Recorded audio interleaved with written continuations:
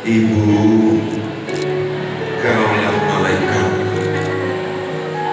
penyembuh luka dalam kepedihan, penghapus dahaga akan kasih sayang. Sampai kapanpun Ibu, aku akan tetap mencintaimu.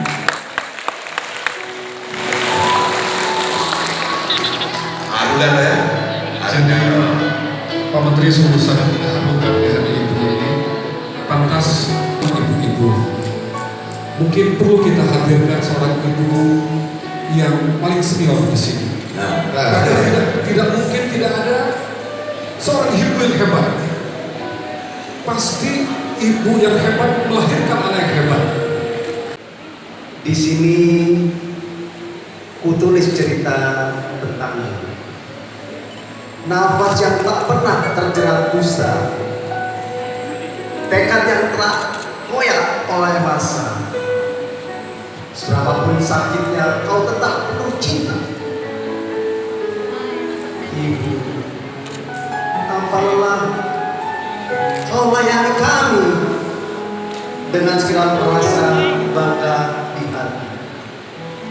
Tak terbesit sejenak, pikirkah kelak kau terus berjalan di antara duri-duri.